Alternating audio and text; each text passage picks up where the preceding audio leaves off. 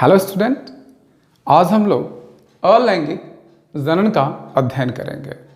अगर इसमें हम केवल जनन की मैं बात करूं तो यूं मैं कहूं कि ये जनन ही एक ऐसी प्रक्रिया है जिसके द्वारा आज भी जो है इस पृथ्वी पर जीव उपस्थित हैं या उनका अस्तित्व है, क्योंकि जनन ही वह प्रक्रिया है जिसमें कोई भी जीवित जीव अपने ही समान जो है क्या करता है, संतान की उत्पत्ति करता है। जनन वास्तव में कहा जाए तो दो प्रकार के होते हैं, एक अलैंगिक जनन और एक दूसरा होता है जिसको आप कहते हैं लैंगिक जनन। अलैंगिक जनन में केवल एक ही जनक भाग लेता है और लैंगिक जनन में दो जनक भाग लेता है। हम इन दोनों प्रोसेस को समझने के लिए जो है हम पहले थोड़ी सी डिस्कशन करेंगे मियोसिस और माइटोसिस का। माइटोसिस में सूत्री विभाजन, उसको हिंदी में कहते हैं माइटोसिस। तो क्या होता है, किसे कहते हैं माइटोसिस? माइटोसिस को कहते हैं हिंदी में सूत्री विभाजन।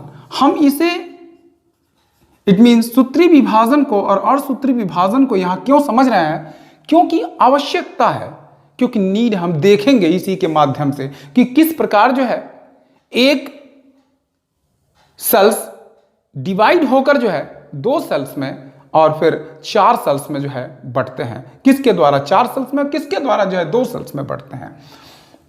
वास्तव में सूत्री विभाजन में होता क्या है, सूत्री विभाजन में जो है एक कोशिका it means one parent cell divide करता है और इससे क्या फॉर्म करता है बेटा, दो डॉटर सेल फॉर्म करता है, टू डॉटर सेल्स।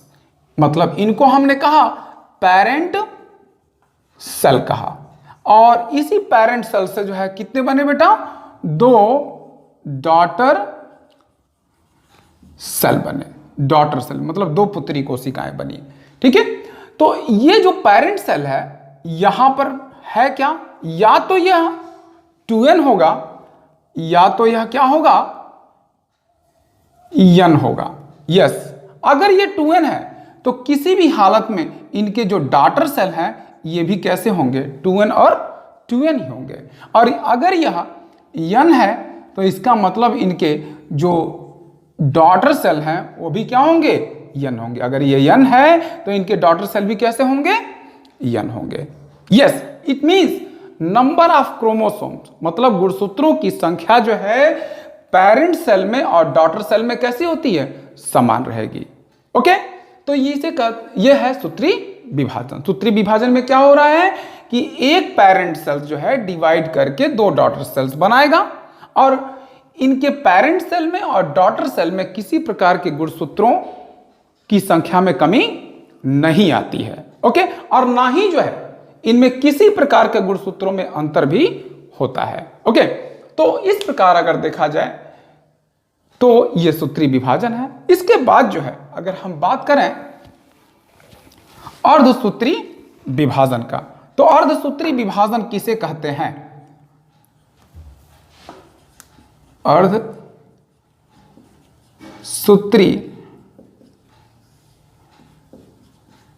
विभाजन। ओके, तो ये जो अर्धसूत्री विभाजन है इसको आप इंग्लिश में कहते हो मियोसिस। मियोसिस को वास्तव में जो है दो भागों में जो है बांट दिया जाता है, एक मियोसिस फर्स्ट और मियोसिस सेकंड। ओके, तो इस मियोसिस के थ्रू जो है क्या होता है, एक पेरेंट सेल से जो है चार डॉटर सेल्स बनती है, 4 डॉटर सेल्स बनती हैं। लेकिन इसमें क्या होता है, जो पेरेंट सेल में जो है जो भी क्रोमोसोम्स होंगे वह जो है नंबर्स में डॉटर सेल में क्या हो जाते हैं, जस्ट हाफ हो जाते हैं। जस्ट हाफ इस वजह से होते हैं ताकि किसी भी जीव में जो है क्रोमोसोम्स की संख्या को जो है मेंटेन किया जा सके। ऐसा क्यों हम कह रहे हैं, बस अभी इसे हम समझ लेते हैं, उसके अगले स्टेप को देखेंगे तो इसमें स्पष्ट हो जाएगा। मियोसिस में होता क्या है, एक जो पेरेंट सेल है, ठीक है। मियोसिस में होता क्या है कि जो पेरेंट सेल है ये पेरेंट सेल जो है डिवाइड करता है और डिवाइड करके जो है दो डॉटर सेल्स बनाता है, ठीक है, यहां पर जो है मियोसिस फर्स्ट होगा, ये मियोसिस फर्स्ट होगा। मियोसिस फर्स्ट के ड्यूरेशन में जो है एक parent cell, it means one parent cell जो है दो डॉटर सेल बनाएंगे। इसी समय मियोसिस फर्स्ट के ही दौरान जो है नंबर ऑफ क्रोमोसोम्स, अगर यहां पर सपोज दैट मानिए यहां अगर 10 है तो इन दोनों में जो है अपने जस्ट पेरेंट सेल के क्या हो जाएगा बेटा, हाफ हो जाएगा। इट मींस यहां अगर मैं इसको 2n कहूं तो ये क्या हो जाएंगे, ये n और n हो जाएंगे। इट मींस इसको कहेंगे हम, ये जो है डिप्लॉयड है तो ये कभी भी जो है जो डॉटर सेल्स बन रही हैं ये कैसी हो जाएंगी, हैप्लॉयड हो जाती हैं। अब इसके बाद जो है मियोसिस सेकंड, तो मियोसिस सेकंड के ड्यूरेशन में क्या होगा, ये दोनों सेल्स जो है फिर डिवाइड करेंगे। ये है मियोसिस सेकंड। मियोसिस सेकंड के ड्यूरेशन में ये सेल्स भी डिवाइड करेगी टू पार्ट्स में। इट मींस ये दो डॉटर सेल्स ये बनाएंगी और ये भी क्या बनाएंगे, दो डॉटर सेल्स बनाएंगे। इस प्रकार जो है हम देखेंगे कि मियोसिस सेकंड में अब क्रोमोसोम्स के नंबर जो होते हैं यहां पर जो है कम नहीं होंगे। जो भी कम होना होता है कहां होता है बेटा, मियोसिस फर्स्ट में हो जाता है। ओके, क्योंकि यहां एक प्रोसेस चलती है, ठीक है ना, उस प्रोसेस के तहत जो है एक और प्रोसेस चलती है। ठीक है, इसमें जो है मियोसिस फर्स्ट में एक प्रोसेस चलती है जिसको हम कहते हैं क्रॉसिंग ओवर। इस क्रॉसिंग ओवर के ही माध्यम से जो है, ठीक है, जितने भी सेल्स बनते हैं अपने जो है पेरेंट सेल के समान नहीं होते हैं। अब हम लोग अलैंगिक जनन के विषय में डिस्कशन करेंगे कि वास्तव में अलैंगिक जनन किसे कहते हैं। अलैंगिक जनन, इसमें केवल एक ही जनक भाग लेता है, इस वजह से इसको हम मोनो पैरेंटल कह लेते हैं। अलैंगिक जनन में जो है किसी प्रकार का जनक से युग्मक नहीं बनते हैं, संयुग्मन नहीं होता है, तब भी जो है संतानें बनती हैं। यही क्या कहलाता है, अलैंगिक जनन कहलाता है। इस अलैंगिक जनन में जितनी भी संतानें बनती हैं वो आपस में एक दूसरे क्या होती हैं, समान होती हैं। समान क्यों होते हैं, रीजन क्या है, रीजन ये स्पष्ट है कि क्योंकि इसमें एक ही जो है जनक भाग ले रहा है, कहीं और से जो है आनुवंशिक पदार्थ नहीं आ रहा है। कैसे, ये जो है मान लीजिए कि इनका न्यूक्लियस है, इट मींस केंद्रक है। ओके, और इसमें जो भी आनुवंशिक पदार्थ होंगे, जेनेटिक मटेरियल्स होंगे, इट मींस डीएनए होगा, वह जो है इनकी संतानों में जाएगा। जितनी भी संतानें बनेंगी, जितनी भी संतानें बनेंगी इनमें जाएगा और सब कैसा रहेगा बेटा, एकदम 100% जो है अपने जनक के समान रहेगा। ओके, इस तरह से देखा जाए तो इसमें किसी प्रकार की विभिन्नताएं नहीं पाई जाएंगी। विभिन्नताएं क्यों नहीं पाई जा रही, क्योंकि इनमें जो आनुवंशिक पदार्थ है वही आनुवंशिक पदार्थ इसमें भी होंगी। क्योंकि ये, जब मैं यूं कहूं कि जब पेरेंट जो सेल्स हैं वह पेरेंट सेल से जब पुत्री कोशिकाएं बन रही हैं तो वह किसके द्वारा, उस माइटोसिस के द्वारा बन रही है। इट मींस माइटोसिस के द्वारा बन रही है, और माइटोसिस में पीछे आपको पढ़ा चुका हूं। इसके आगे अगर मैं बात करूं तो इनकी जितनी भी संतानें होती हैं वह सभी की सभी जो है आनुवंशिक रूप से और आकार की रूप से जो है समान होंगी। और ऐसी संतानों को जो है एक विशेष शब्द दिया जाता है, एक विशेष वर्ड दिया जाता है जिसको आप क्या कहते हो, क्लोन कह लेते हो। क्लोन का मतलब ही है carbon copy of single parent, carbon copy of single parent. अब जो है मैं थोड़ा सा डिस्कशन ये करता हूं कि ये अलैंगिक जनन किसमें किसमें प्रेजेंट होता है। तो मैं यूं कहूं जो अलैंगिक जनन है मुख्यतः तो यूनिसेलुलर ऑर्गेनिज्म में ही होता है। यूनिसेलुलर मींस होता है एक कोशिकीय जीवों में ही होता है। यूनिसेलुलर ऑर्गेनिज्म ही होता है, यूनिसेलुलर। मोनेरा और जो प्रोटिस्टा हैं इन सब में जो है अलैंगिक जनन पाया जाता है। इसके अलावा भी अकशेरुकी जंतु भी जैसे कि स्पंज, हाइड्रा और प्लेनेरिया में भी जो है ये सेक्सुअल रिप्रोडक्शन पाया जाता है। हम जानते हैं कि स्पंज जो है पोरीफेरा फाइलम से बिलोंग करता है, हाइड्रा जो है स्लेंटेटा फाइलम से बिलोंग करता है, अब प्लेनेरिया जो है प्लेटीहेल्मिन्थ फाइलम से बिलोंग करता है। और इन सब में जो है अलैंगिक जनन पाया जाता है। अब मैं इनके लक्षणों की मैं बात करूं तो लक्षण जो है नॉर्मली कैरेक्टर्स की बात कर रहा है बेटा, वेरी सिंपल थिंग्स जो हम लोगों ने पढ़ा है वही वास्तव में इसके कैरेक्टर्स हो जाएंगे। जैसे क्या क्या हो जाएंगे कि इनमें कभी भी एक जनक भाग लेता है, एक जनक भाग लेता है तो उसको क्या कहेंगे हम, तो उसको हम कहते हैं मोनो पैरेंटल, इंग्लिश में कह लेंगे मोनो पैरेंटल, या और उसी को कहते हैं यूनी पैरेंटल भी कह लेते हैं, यूनी पैरेंटल भी कह लेते हैं। उसके बाद आप जानते हैं कि इसमें किसी प्रकार का युग्मक का निर्माण नहीं होता है और ना ही इसमें संयुग्मन होता है, तभी संतानें उत्पन्न होती हैं। यह आपका सेकंड हो जा रहा है। इसी प्रकार जो है जब युग्मक नहीं बनेंगे तो संयुग्मन नहीं होगा, और जब संयुग्मन नहीं होगा इट मीन्स निषेचन भी नहीं होगा, फर्टिलाइजेशन भी नहीं होता है, फर्टिलाइजेशन भी नहीं होगा। ओके, इसके बाद इनकी जो भी संतानें उत्पन्न होती हैं उनमें कौन सा विभाजन होता है बेटा, सूत्री विभाजन। अगर मैं नॉर्मली कहूं कि अलैंगिक जनन में सूत्री विभाजन के द्वारा ही जो है संतति या संतान बनते हैं। इनके संतति को क्लोन कहा जाता है, ये मैं डिस्कस कर चुका हूं, क्योंकि इनकी जो संतानें होती हैं आकार की और आनुवंशिक रूप से कैसे होते हैं, समान होते हैं। आनुवंशिक रूप से क्यों समान होते हैं, क्योंकि इनमें किसी तरह का जो है नंबर ऑफ क्रोमोसोम कम नहीं होता है, और ना ही जो है माइटोसिस में किसी प्रकार का जो है क्रॉसिंग ओवर होता है। ओके, इट मींस जीन का एक्सचेंज भी नहीं होता है। इसके अलावा जो है अगर मैं कहूं कि इनमें जो है बहुत ही तेजी से जो है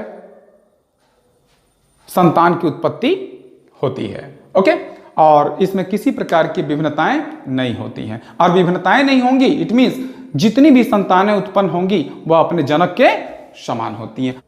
अब जो है हम लोग अलैंगिक जनन के प्रकार के विषय में डिस्कशन करेंगे या इसे देखेंगे। अलैंगिक जनन के जो है कई प्रकार हो सकते हैं। जैसे अगर मैं इसमें फर्स्ट में बात करूं तो विखंडन, या इसी को कहते हैं इंग्लिश में फिशन। वास्तव में विखंडन होता क्या है, तो विखंडन जो है वह प्रक्रिया है जिसमें एक जनक से दो संतति या दो से अधिक जो है संतति का निर्माण हो सकता है या उत्पन्न हो सकते हैं। मतलब विखंडन के द्वारा जो है एक जनक से दो या दो से अधिक जो है संतति उत्पन्न हो सकते हैं। विखंडन जो है वास्तव में दो प्रकार की होती है, एक द्विखंडन और एक जो है बहुखंडन। द्विखंडन को बाइनरी फिशन और बहुखंडन को मल्टीपल फिशन कहते हैं। इसके बाद मुकुलन, जिसे इंग्लिश में कहते हैं बर्डिंग, बीजाणु जनन, स्पोर फॉर्मेशन, खंडीभवन, फ्रेगमेंटेशन, कलिका, जम्यूल्स, वर्धी जनन, वेजेटेटिव रिप्रोडक्शन होते हैं। इस वर्धी जनन को कायिक जनन भी कहते हैं, वर्धी प्रवर्धन, वेजेटेटिव प्रोपोगेशन भी कहते हैं। इसमें से अब हम फर्स्ट टाइप को देखते हैं, फर्स्ट अलैंगिक जनन के प्रकार को देखते हैं, तरीकों को देखते हैं कि वास्तव में विखंडन या फिशन किसे कहते हैं। यूं कहा जाए कि जब कोई जनक दो या दो से अधिक भागों में बटे या दो से अधिक संतति उत्पन्न करे उसे ही हम क्या कहते हैं, विखंडन कहते हैं। तो यूं देखिए, अगर मैं इस विखंडन को समझाऊं तो एक ये क्या है, सपोज दैट मान लीजिए कि ये कोई यूनिसेलुलर ऑर्गेनिज्म है, एक कोष की जीव है, और ये एक कोष की जीव जो है नॉर्मली क्या हो सकता है, या तो यह दो भागों में बट जाए, यस, या दो पुत्री कोशिकाएं बनाए, या इससे भी जो है क्या कर सकती हैं, ज्यादा बना सकती हैं। यही क्या कहलाता है, यही जो है विखंडन कहलाता है। यस, यही कह रहा है विखंडन कि जनक जो शरीर है, जनक शरीर मतलब पेरेंट शरीर, पेरेंट बॉडी, पेरेंट बॉडी जो है डिवाइड हो, विभाजित हो, और विभाजित होकर या तो वह दो बनाए या दो से अधिक बनाए, यस, पुत्री कोशिकाएं बनाए। इसी को आप क्या कहते हो, विखंडन कर लेते हो। यह विखंडन जो है वास्तव में एक तरह का नहीं होता है, यह जो है मुख्यतः दो तरह का होता है। ये विखंडन जो है दो तरह के कौन कौन है, एक द्विखंडन है जिसे हम कहते हैं बाइनरी फिशन, और सेकंड जो है बहुविखंडन जिसे आप कहते हो मल्टीपल फिशन कह लेते हैं, मल्टीपल फिशन। इसमें से अगर मैं फर्स्ट देखूं तो इसे कहते हैं बाइनरी फिशन, द्विखंडन। नाम से ही पता चल रहा है द्विखंडन अर्थात दो भागों में बंटना, binary fission. It means bi means two, it means दो भागों में बंटना। इट मींस हम सीधा सीधा कहें जब एक जनक शरीर से दो पुत्री कोशिकाएं या दो संतति उत्पन्न होते हैं, संतान उत्पन्न होते हैं, तो उसे हम क्या कहते हैं, द्विखंडन कहते हैं। ये द्विखंडन भी मुख्यतः जो है, मुख्यतः मैं बात कर रहा हूं, तीन प्रकार के होते हैं यहां, लेकिन मैंने यहां पर जो है निम्न प्रकार का राइट किया हुआ है। नंबर फर्स्ट देखते हैं अनियमित द्विखंडन, इर्रेगुलर बाइनरी फिशन। सेकंड लंबवत द्विखंडन, लॉन्गिट्यूडनल बाइनरी फिशन। थर्ड अनुप्रस्थ द्विखंडन, ट्रांसवर्स बाइनरी फिशन। ओके, अनियमित द्विखंडन, इर्रेगुलर बाइनरी फिशन।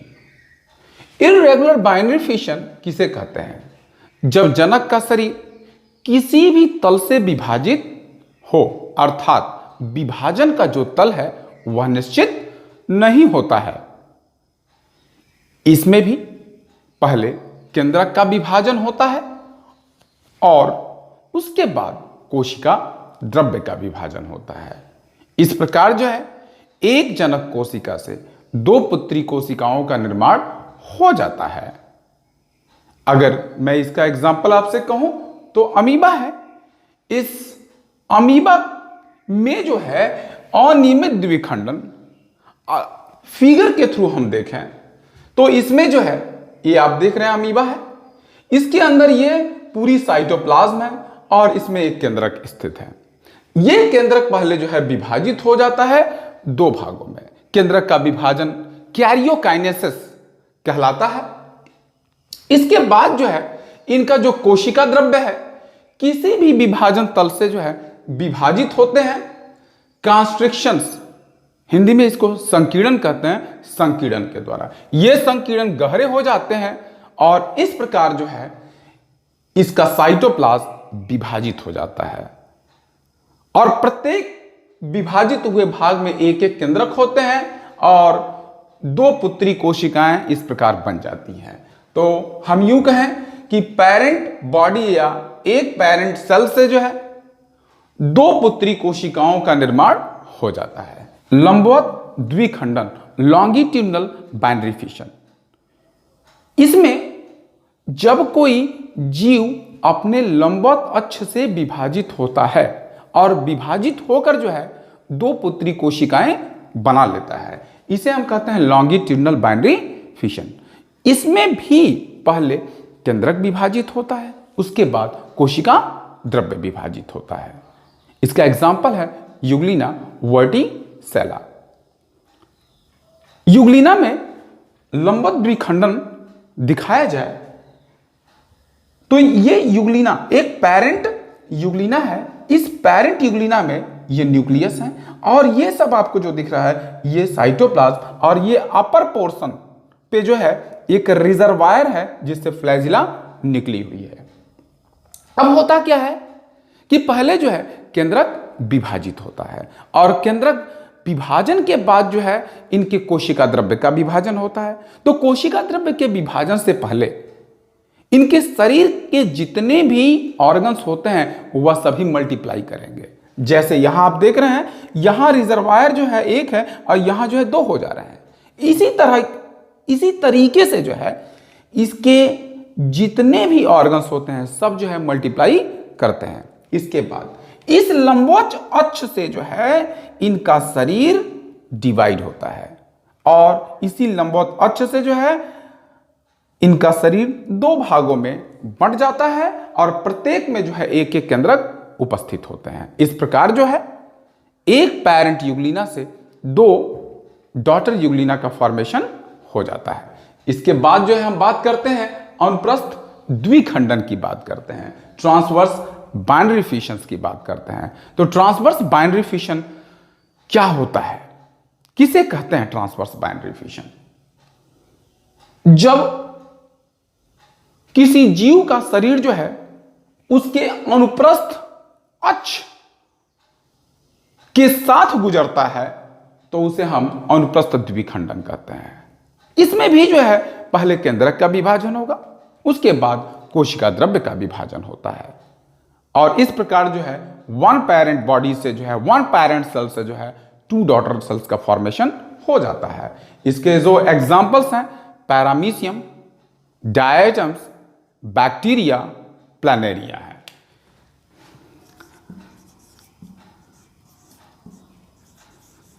डायटम्स,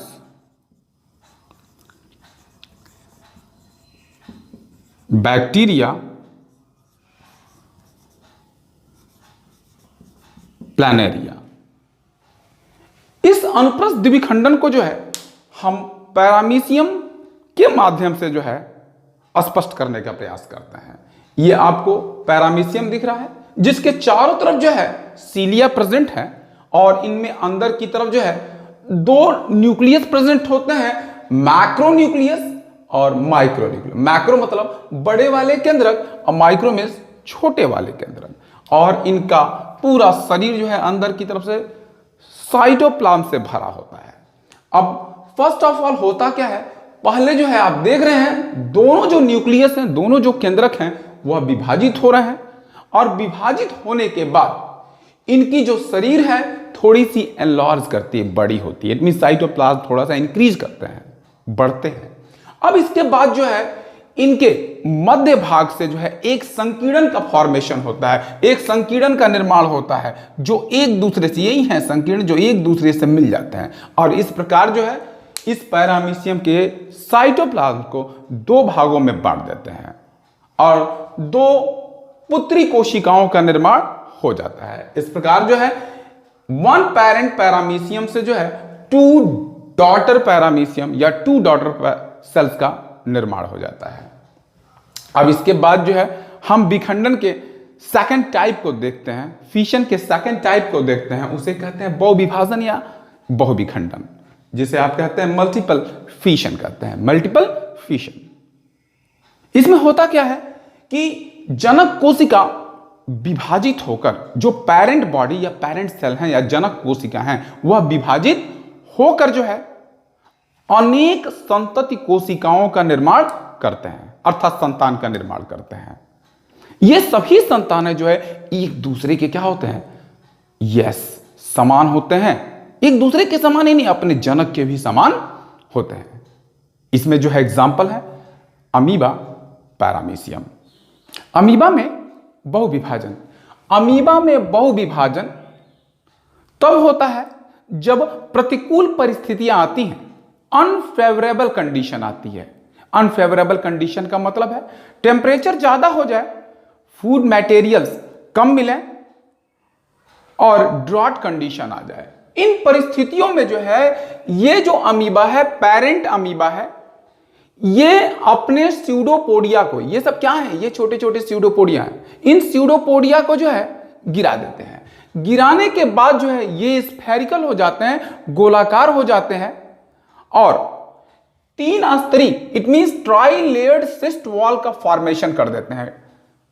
अब इसके बाद जो है अनुकूल परिस्थितियों में इनका जो केंद्रक है, इनका जो न्यूक्लियस है, लगभग 500 to 600 डॉटर न्यूक्लियाई में बदल जाते हैं।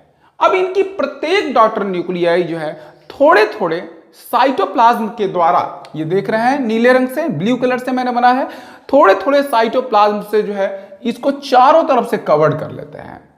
ओके, जब ये सिस्ट वॉल रप्चर करता है, फटता है ये सिस्ट वॉल, तो इसके बाद जितने भी स्यूडोपोडियोस्पोर्स होते हैं, ये सभी स्यूडोपोडियोस्पोर्स फ्री हो जाते हैं और फ्री होकर जो है नया डॉटर अमीबा बना लेते हैं। इस प्रकार हम देख रहे हैं कि वन पेरेंट अमीबा से जो है ढेर सारे डॉटर अमीबा का फॉर्मेशन हो जाता है। इसके बाद जो है हम अलैंगिक जनन के प्रकारों में सेकंड देखते हैं, जिसको आप कहते हो मुकुलन। It means a budding. Budding process क्या होता है? बडिंग।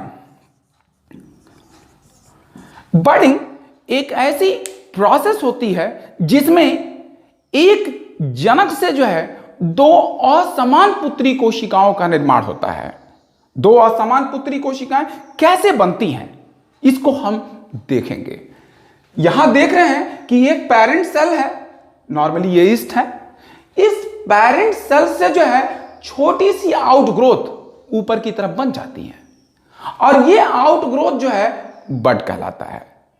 इसी समय इसका न्यूक्लियस भी डिवाइड करता है और एक पार्ट इस बड में चला आता है।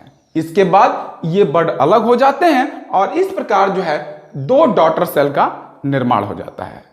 इसका बहुत अच्छा एग्जाम्पल जो है ईस्ट के साथ हाइड्रा भी है। अब इसके बाद जो है हम थर्ड अलैंगिक जनन के प्रकार की तरफ बढ़ते हैं। बीजाणु जनन, स्पोर फॉर्मेशन। किसे कहते हैं स्पोर फॉर्मेशन? क्या मतलब है स्पोर फॉर्मेशन का?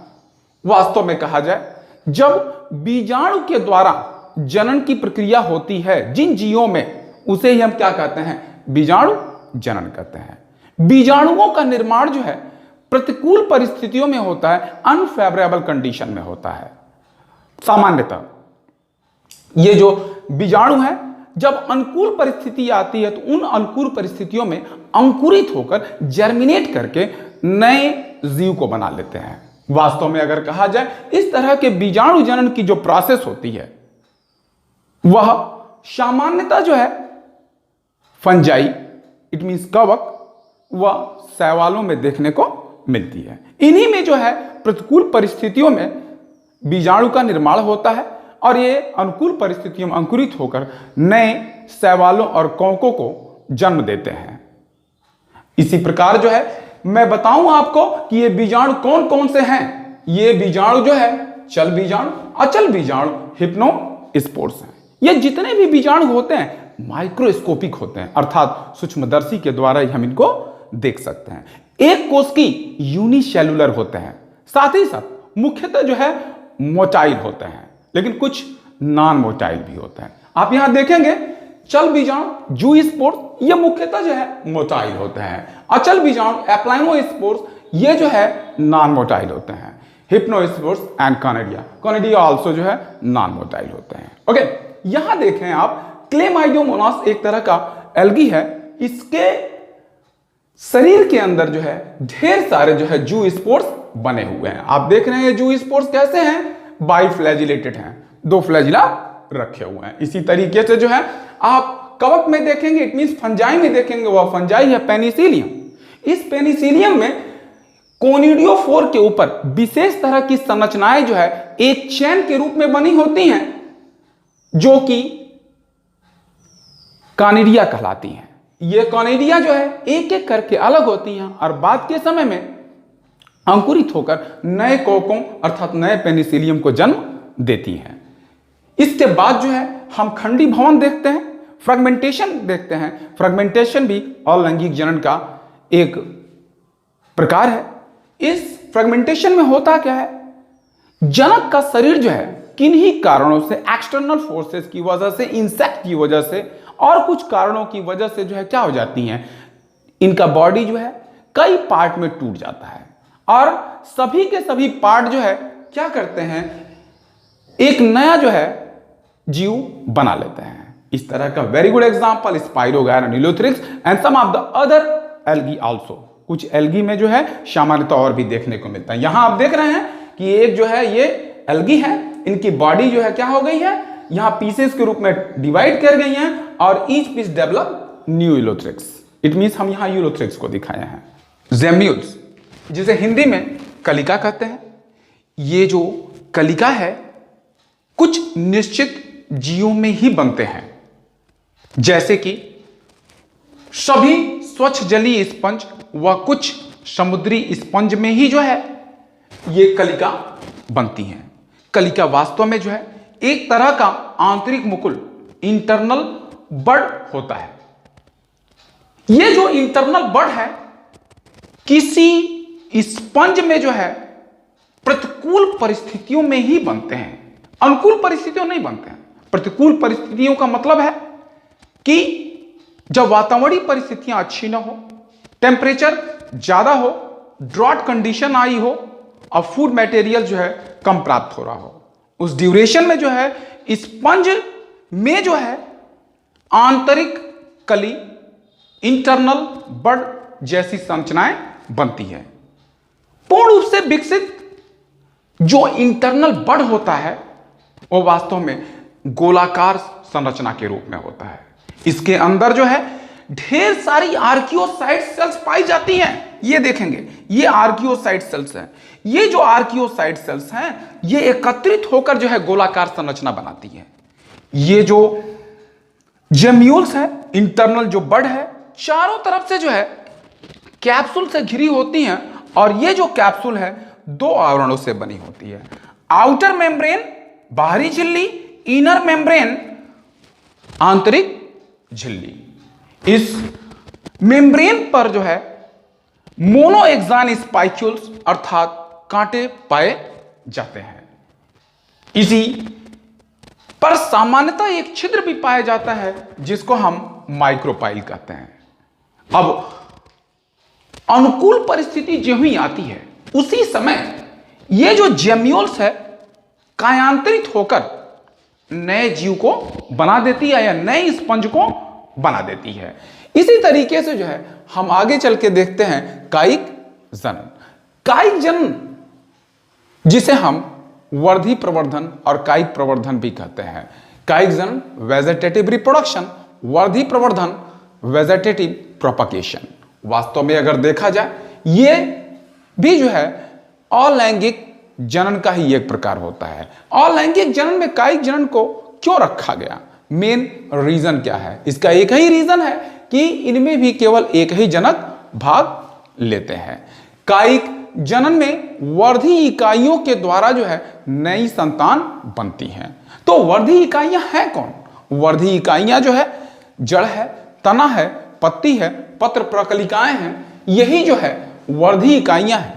इन वर्धी इकाइयों को हम वर्धी प्रजनक भी कहते हैं। यूं कहा जाए कि कायिक जो जनन है यह पुष्प और बीज को छोड़ दिया जाए तो पौधे के सभी भागों से जो है नए पौधे निर्मित होते हैं या उत्पन्न होते हैं।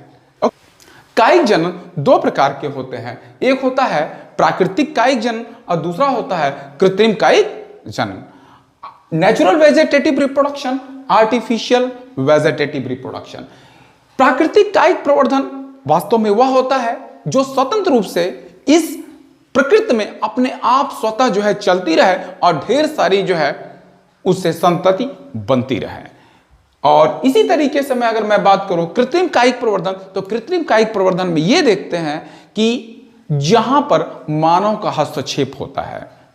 इट मींस सीधे कह सकते हैं कृत्रिम कायिक प्रवर्धन वह होता है जो मानवों के द्वारा होता है या मानव के हस्तक्षेप से होता है। ओके।